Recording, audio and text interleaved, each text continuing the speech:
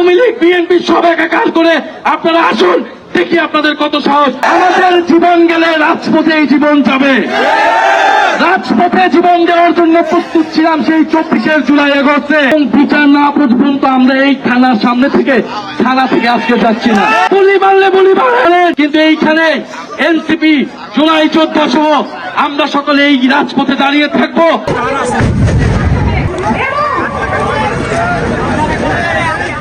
সেখানে বিদ্যুৎ চলে গিয়েছিল, সেইখানে আমরা স্পষ্টভাবে প্রশাসনিক সহায়তায় সেইখানেই বোমা হামলা করা হয়েছে। আমরা এখন সাভার মডেল থানার সামনে এসেছি, শান্তিপূর্ণভাবে আমরা এখানে অবস্থান করব। আমরা এখানকার কর্তৃপক্ষ, পুলিশ কর্তৃপক্ষের সাথে জিজ্ঞাসা করব, একটা রাজনৈতিক দলের গণতান্ত্রিক অধিকার আছে কর্মসূচি করার। পুলিশের দায়িত্ব, এখানকার প্রশাসনের দায়িত্ব তাদের সকল ধরনের নিরাপত্তা নিশ্চিত করার। এই পুলিশ প্রশাসন এবং এই এলাকার এমপি জনগণের নিরাপত্তা দিতে ব্যর্থ হয়েছে। কে বোমা হামলা করেছে, কি হয়েছে আমরা জানি না। আমরা জানি এটার দায় হচ্ছে প্রশাসনের এবং কর্তৃপক্ষের।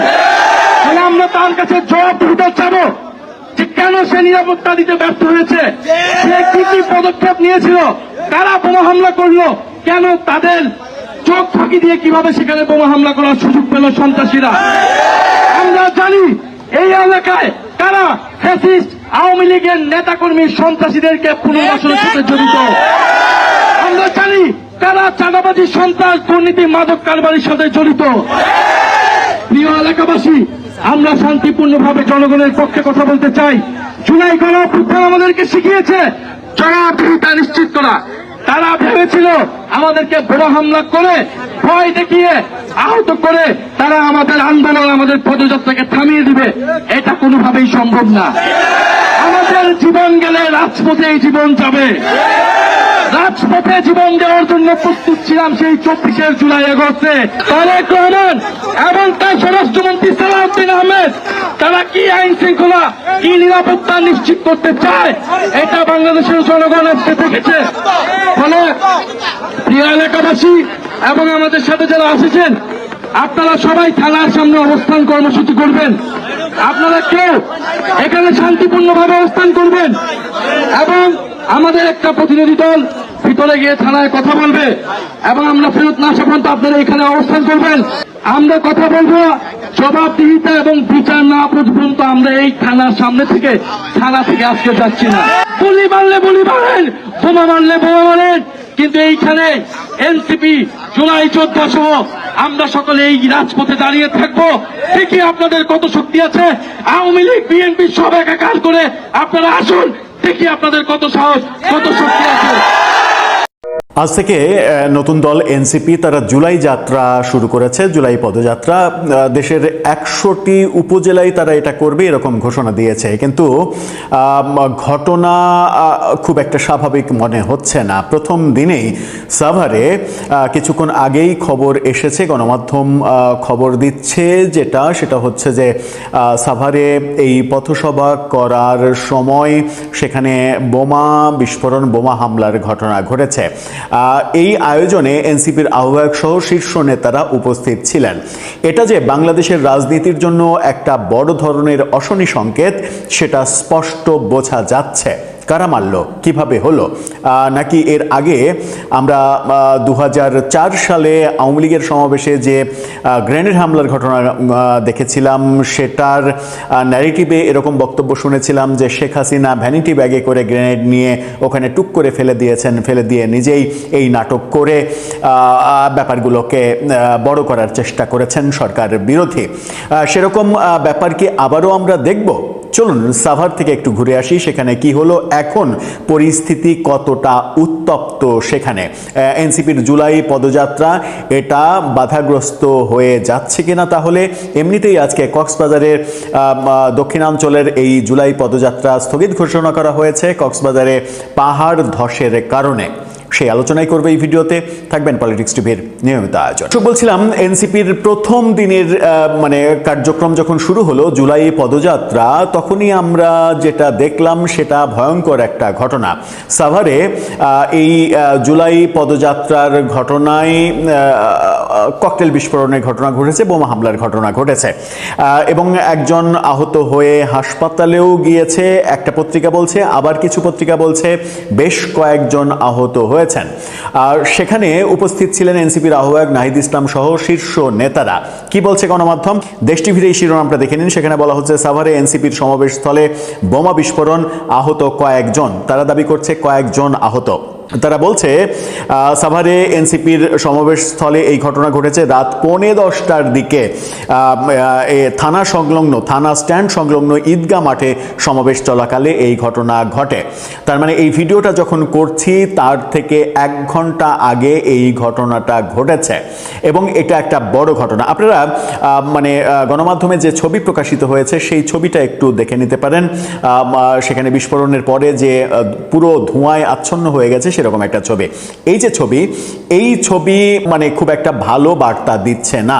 আবার এখানে কয়েকজন আহত হওয়ার ঘটনা বলা হচ্ছে, একজনের ছবি আমরা পেয়েছি যিনি হাসপাতালে ভর্তি হয়েছেন, তার ছবিটাও দেখে নিন, সেটাও গণমাধ্যমে প্রকাশিত হয়েছে। এই ব্যক্তি সহ আরো অনেকে আহত হয়েছে বলে গণমাধ্যম বলছে। ঘটনাস্থলে থেকে এনসিপির কেন্দ্রীয় সদস্য ইয়াসির আরাফাত বিষয়টি গণমাধ্যমকে নিশ্চিত করেছেন। প্রত্যক্ষদর্শীরা বলেন ঢাকা জেলা এনসিপির আহ্বায়ক ইঞ্জিনিয়ার নাবিলা তাসনিদ বক্তব্য দিচ্ছিলেন। এ সময় সমাবেশস্থলে বোমা বিস্ফোরণের ঘটনা ঘটে। এতে সমাবেশে আতঙ্ক ছড়িয়ে পড়ে।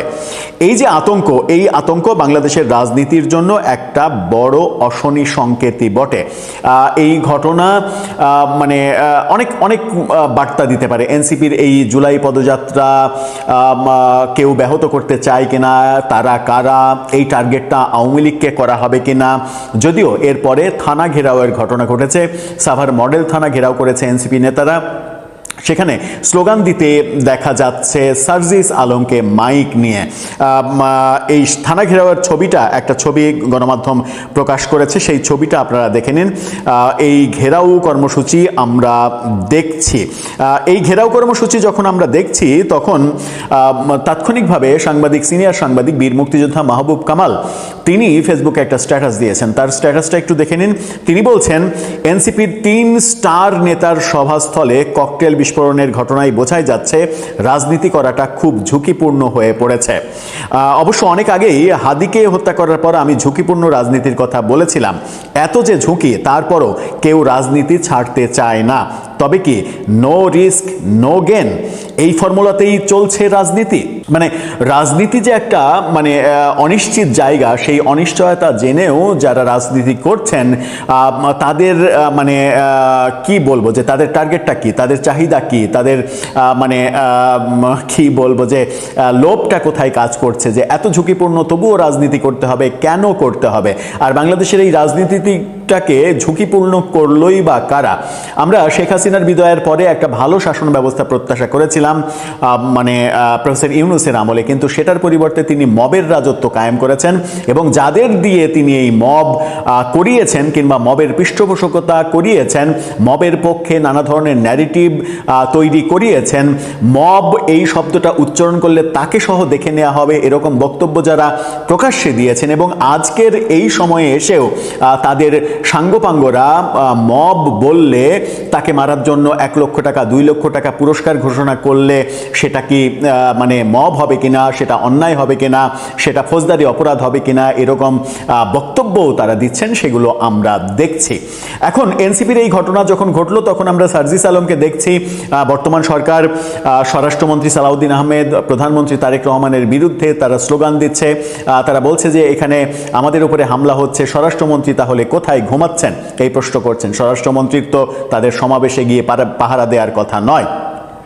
কিন্তু মানে যার মানে ওপরেই এই হামলা ঘটুক না কেন, সে এনসিপি হোক আর যে দলই হোক, কোনোভাবেই এটা সমর্থনযোগ্য নয়।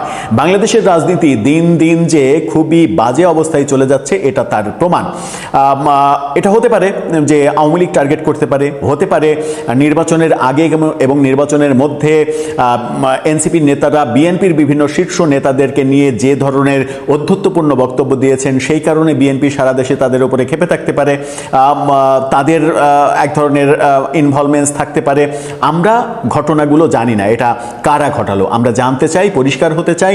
এবং প্রত্যেকটা রাজনীতিবিদ, প্রত্যেকটা রাজনৈতিক দল সে যত অপরাধী করুক না কেন, যত খারাপ কাজই করুক না কেন, যত ঘৃণিতই তারা হোক না কেন, তাদের প্রত্যেকের নিরাপত্তা দেয়া এটা রাষ্ট্রের দায়িত্ব।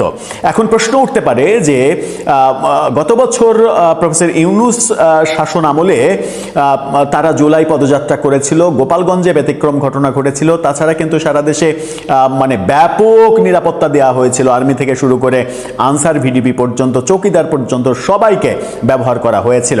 এবার সেটা নেই, সেই কারণেই কি এটা হচ্ছে?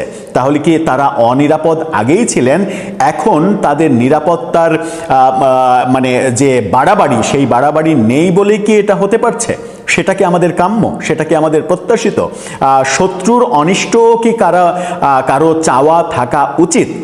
দর্শক, আপনার মতামত এ ব্যাপারে জানিয়ে লিখতে পারেন আমাদের কমেন্ট বক্সে।